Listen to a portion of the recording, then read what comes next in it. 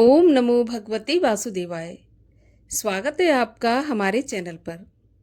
आज के इस वीडियो में आप सुनेंगे श्री सत्यनारायण व्रत की कथा के संपूर्ण 5 अध्याय। इस कलयुग में जहाँ केवल और केवल दुख और पाप से घिरे हुए हैं, ऐसे में भगवान के नाम का ही एक आसरा है। सत्यनारायण व्रत की कथा पढ़ने से या सुनने से सभी प्रकार के पापों का और दुखों का नाश होता है, जीवन में सुख समृद्धि आती है। तो इससे पहले कि हम कथा सुनना आरंभ करें, आपसे एक आग्रह है कि अगर अभी तक आपने चैनल को सब्सक्राइब नहीं किया है, पहली बार चैनल पर आए हैं, तो चैनल को सब्सक्राइब करके बेल आइकन पर क्लिक कर लीजिए। और आपको आज की कथा अच्छी लगे तो लाइक अवश्य करिएगा, क्योंकि आपके लाइक से ही हमें पता चलता है आपको हमारा वीडियो पसंद आया। तो चलिए अब सुनते हैं श्री सत्यनारायण भगवान की कथा। पहला अध्याय। एक समय नैमिषारण्य तीर्थ में शौनक आदि 88,000 ऋषियों ने श्री सूत जी से पूछा कि हे प्रभु, इस कलयुग में वेद विद्या रहित मनुष्यों को प्रभु भक्ति किस प्रकार मिलेगी तथा उनका उद्धार कैसे होगा। इसीलिए हे मुनि श्रेष्ठ, कोई ऐसा तप कहिए जिससे थोड़े समय में पुण्य प्राप्त हो और मनवांछित फल मिले। वह कथा सुनने की हमारी इच्छा है। सर्वशास्त्र ज्ञाता श्री सूत जी बोले, हे वैष्णवों में पूज्य, आप सबने सर्व प्राणियों के हित की बात पूछी है। अब मैं उस श्रेष्ठ व्रत को आप लोगों से कहूँगा जिस व्रत को नारद जी ने लक्ष्मी नारायण से पूछा था और श्री लक्ष्मीपति ने मुनि श्रेष्ठ नारद से कहा था। सो आप ध्यान पूर्वक सुनिए। एक समय योगी राज नारद जी दूसरों के हित की इच्छा से अनेक लोकों में घूमते हुए मृत्यु लोक में आ पहुँचे। वहाँ बहुत से योनियों में जन्मे हुए सभी मनुष्यों को अपने कर्मों द्वारा अनेक दुखों से पीड़ित देखकर सोचा कि ऐसा कौन सा यत्न करें कि इनके दुखों का नाश हो जाए। ऐसा मन में सोचकर विष्णु लोक को गए। वहाँ पर श्वेत वर्ण और 4 भुजाओं वाले देवों के देव नारायण को, जिनके हाथों में शंख, चक्र, गदा और पद्म थे तथा वरमाला पहने हुए थे, उन्हें देखकर स्तुति करने लगे कि हे भगवान, आप अत्यंत शक्ति से संपन्न हैं। मन तथा वाणी भी आपको नहीं पा सकती। आपका आदि, मध्य और अंत नहीं है। निर्गुण स्वरूप, सृष्टि के कारणभूत एवं भक्तों के दुखों को नष्ट करने वाले हो। आपको मेरा नमस्कार है। नारद जी से इस प्रकार की स्तुति सुनकर भगवान विष्णु बोले कि हे मुनि श्रेष्ठ, आपके मन में क्या है? आपका यहाँ किस काम के लिए आगमन हुआ है, सो आप निसंकोच कहो। तब नारद मुनि बोले कि मृत्यु लोक में सब मनुष्य जो अनेक योनियों में पैदा हुए हैं, अपने अपने कर्मों के द्वारा अनेक प्रकार के दुखों से दुखी हो रहे हैं। हे नाथ, मुझ पर दया रखते हुए बताइए कि उन मनुष्यों के सब दुख थोड़े से ही प्रयत्न से कैसे दूर हो सकते हैं। तब भगवान श्री विष्णु बोले कि हे नारद, मनुष्यों की भलाई के लिए तुमने बहुत अच्छी बात पूछी है। जिस काम के करने से मनुष्य मोह से छूट जाता है, वो मैं तुम्हें बताता हूँ। सुनो, बहुत पुण्य देने वाला स्वर्ग तथा मनुष्य लोक दोनों में दुर्लभ एक उत्तम व्रत है। आज मैं प्रेमवश होकर तुमसे कहता हूँ, श्री सत्यनारायण का यह व्रत अच्छी तरह विधान पूर्वक करके मनुष्य तुरंत ही यहाँ सुख भोग कर मरने के बाद मोक्ष को प्राप्त करता है। भगवान के ऐसे वचन सुनकर नारद मुनि बोले कि उस व्रत का क्या फल है, क्या विधान है और किसने ये व्रत किया और किस दिन ये व्रत करना चाहिए, सो प्रभु विस्तार से बताइए। भगवान बोले, दुख, शोक आदि को दूर करने वाला, धन धान्य को बढ़ाने वाला, सौभाग्य तथा संतान को देने वाला ये व्रत सब स्थानों पर विजय कराने वाला है। भक्ति और श्रद्धा के साथ किसी भी दिन मनुष्य श्री सत्यनारायण की शाम के समय ब्राह्मणों और बंधुओं के साथ धर्मपरायण होकर पूजा करे। भक्ति भाव से नैवेद्य, केले के फल, घी, दूध और गेहूं का चूर्ण सवाया लेवे। गेहूं के अभाव में साठी का चूर्ण, शक्कर तथा गुड़ ले और सब भक्षण के योग्य पदार्थ जमा करके भगवान को अर्पण कर दे तथा बंधुओं सहित ब्राह्मणों को भोजन करा के तत्पश्चात स्वयं भोजन करे। नृत्य, गीत आदि का आचरण कर श्री सत्यनारायण भगवान को स्मरण करता हुआ समय व्यतीत करे। इस तरह व्रत करने पर मनुष्यों की इच्छा निश्चय ही पूरी होती है। विशेषकर कलयुग में भूमि पर यही मोक्ष का सरल उपाय है। प्रथम अध्याय समाप्त हुआ। दूसरा अध्याय। सूत जी बोले, हे ऋषियों, जिसने पहले समय में इस व्रत को किया है उसका इतिहास कहता हूँ, सो ध्यान से सुनो। सुंदर काशीपुरी नगरी में एक अति निर्धन ब्राह्मण रहता था। वह भूख प्यास से बेचैन हुआ नित्य ही पृथ्वी पर घूमता रहता था।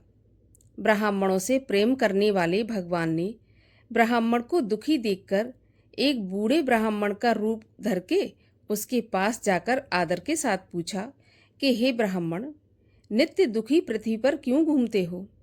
हे श्रेष्ठ ब्राह्मण, ये सब मुझे बताओ, मैं सुनना चाहता हूँ। तब ब्राह्मण बोला कि मैं बहुत निर्धन हूँ, भिक्षा के लिए पृथ्वी पर फिरता हूँ। सो हे भगवान, यदि आप इसका उपाय जानते हो तो कृपा करके कहो। बूढ़ा ब्राह्मण बोला कि श्री सत्यनारायण भगवान मनोवांछित फल देने वाले हैं, इसीलिए हे ब्राह्मण, तू उनकी पूजा कर, जिसके करने से मनुष्य सभी दुखों से मुक्त होता है। ब्राह्मण को व्रत का सारा विधान बताकर बूढ़े ब्राह्मण का रूप धारण करने वाले श्री सत्यनारायण भगवान अंतर्ध्यान हो गए। जिस व्रत को वृद्ध ब्राह्मण ने बतलाया है मैं उसको करूँगा, ऐसा निश्चय करने पर उसे रात में नींद नहीं आई और वह सवेरे ही उठकर श्री सत्यनारायण भगवान के व्रत का निश्चय करके भिक्षा के लिए चल पड़ा। उस दिन उसको भिक्षा में बहुत सा धन मिला, जिससे बंधु बांधवों के साथ उसने श्री सत्यनारायण भगवान का व्रत किया। इसके करने से वह ब्राह्मण सभी दुखों से छूटकर अनेक प्रकार की संपत्तियों से युक्त हुआ। उस समय से वह ब्राह्मण हर महीने ये व्रत करने लगा। इस तरह श्री सत्यनारायण भगवान के व्रत को जो करेगा वह सभी पापों से छूटकर मोक्ष को प्राप्त होगा। जो पृथ्वी पर सत्यनारायण का व्रत करेगा मनुष्य वह सब दुखों से छूट जाएगा। इस तरह नारद जी ने नारायण का कहा हुआ ये व्रत तुमसे कहा। हे विप्रो, मैं अब और क्या कहूँ? तब ऋषि बोले, हे मुनीश्वर, संसार में इस ब्राह्मण से सुनकर किस किसने इस व्रत को किया और हम ये सब सुनना चाहते हैं। इसके लिए हमारे मन में श्रद्धा है।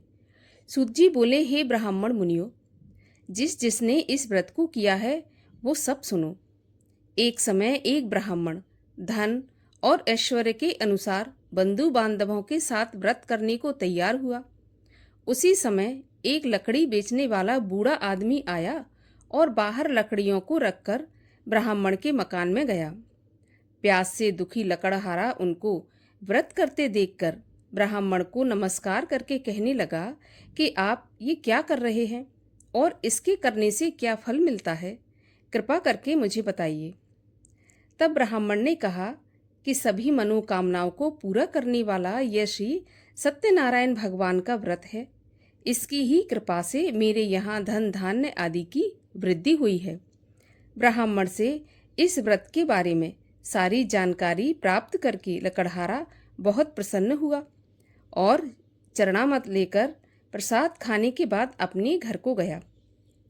लकड़हारे ने मन में इस प्रकार का संकल्प लिया कि आज गांव में लकड़ी बेचने से जो धन मिलेगा उसी से श्री सत्यनारायण देव का मैं उत्तम व्रत करूंगा।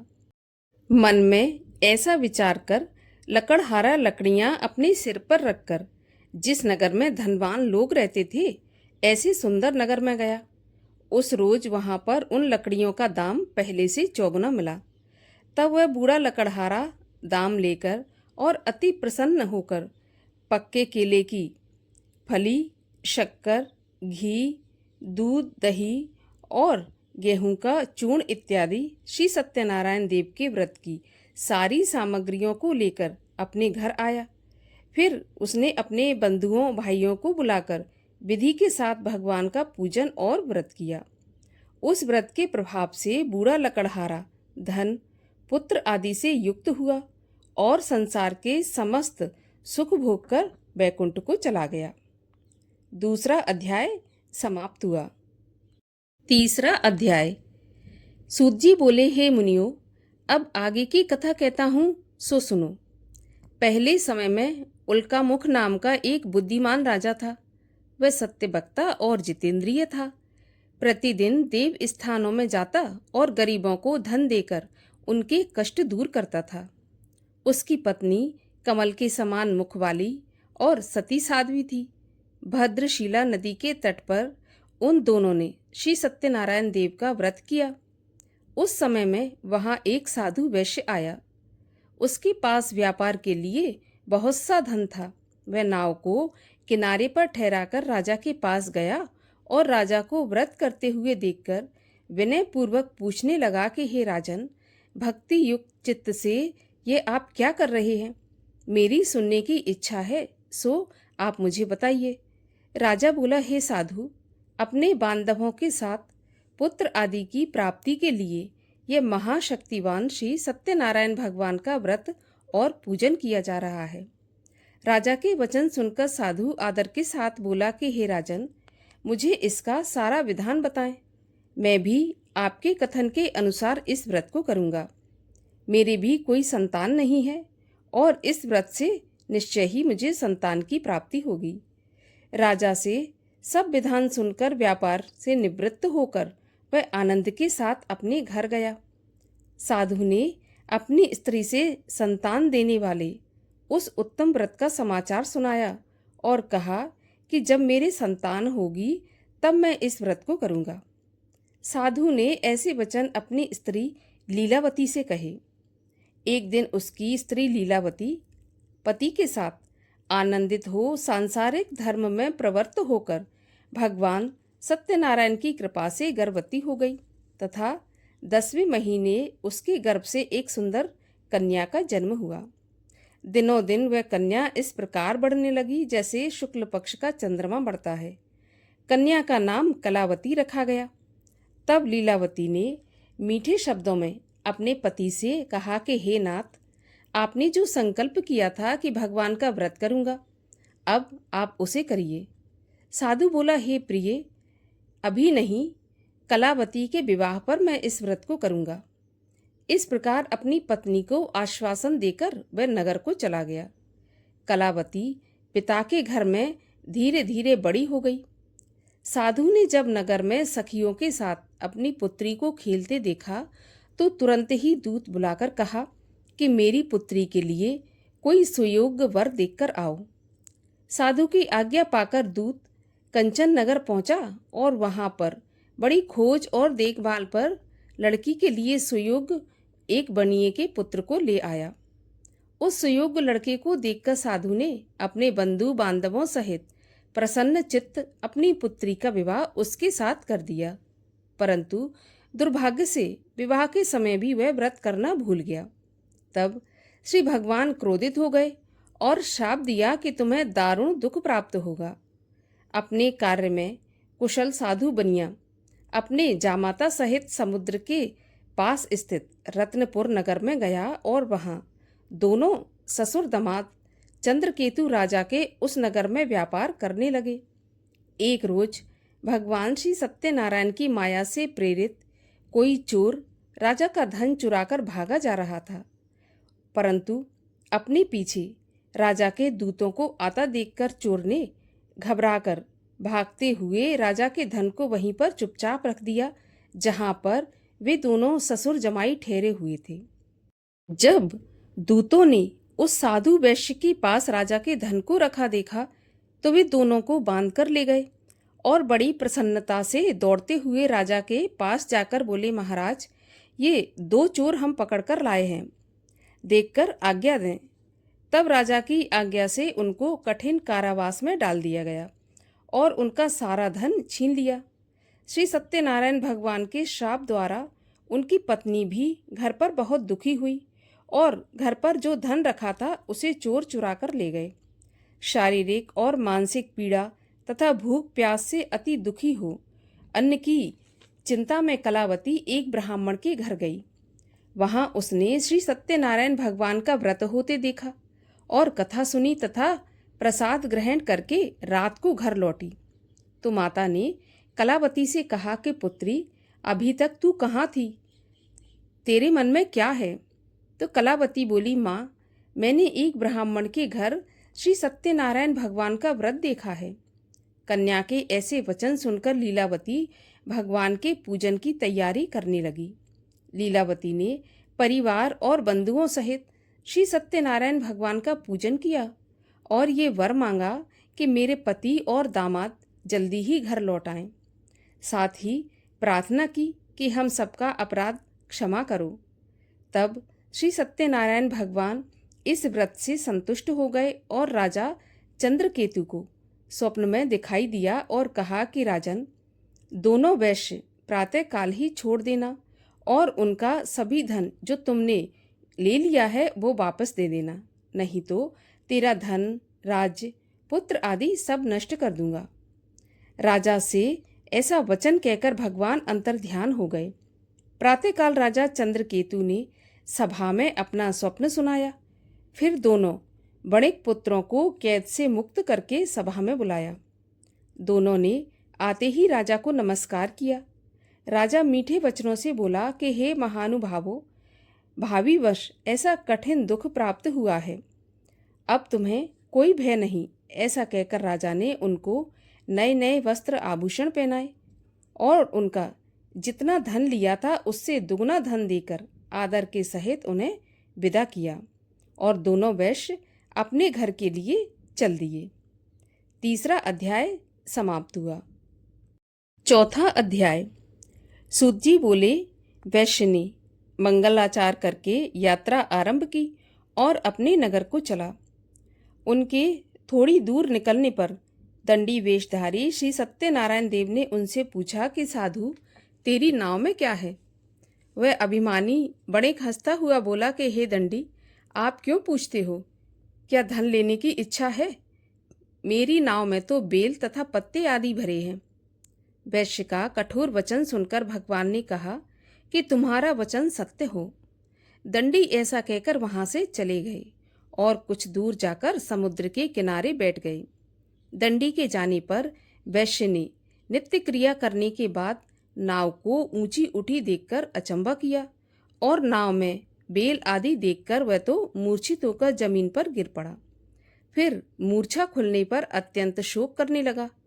तब उसका दामाद बोला कि आप शोक न करें, ये दंडी का श्राप है, अतः उनकी शरण में ही चलना चाहिए, तभी हमारी मनोकामना पूरी होगी।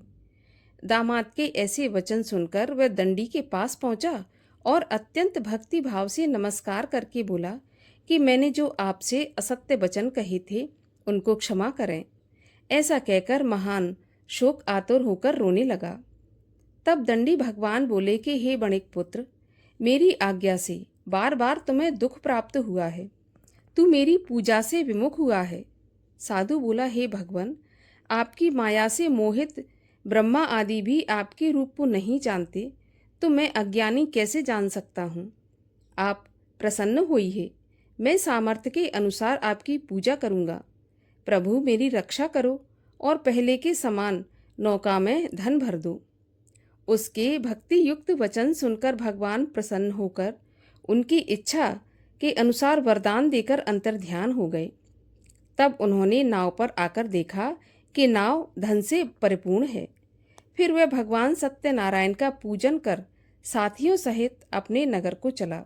जब अपने नगर के निकट पहुंचा तो उसने दूत को घर भेजा। दूत ने साधु के घर जाकर उसकी स्त्री को नमस्कार करके कहा कि साधु अपने दामाद के साथ इस नगर के पास आ गए हैं। ऐसा वचन सुनकर साधु की स्त्री ने बड़े हर्ष के साथ सत्यदेव भगवान का पूजन करके पुत्री से कहा कि मैं अपने पति को देखने जा रही हूँ। तू काम पूरा करके शीघ्र आ जाना। माता के ऐसे वचन सुनकर कलावती प्रसाद छोड़कर पति के पास गई।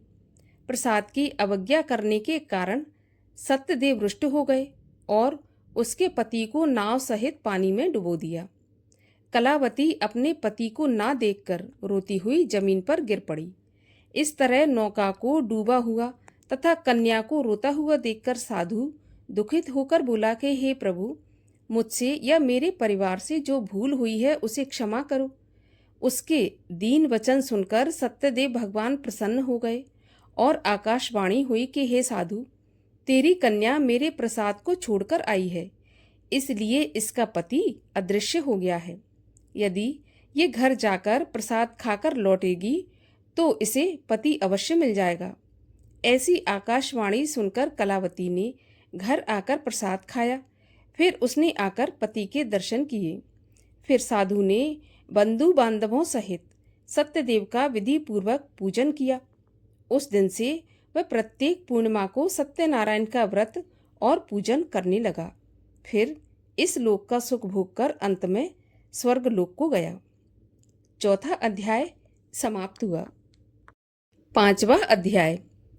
सूत जी बोले, हे ऋषियों, मैं और भी कथा कहता हूँ सो सुनो। प्रजापालन में लीन तुंगध्वज नाम का एक राजा था। उसने भी भगवान का प्रसाद त्याग कर बहुत दुख पाया। एक समय वन में जाकर वन्य पशुओं को मारकर बड़ के पेड़ के नीचे आया। वहां उसने ग्वालों को भक्ति भाव से बांधवों सहित श्री सत्यनारायण का पूजन करते देखा।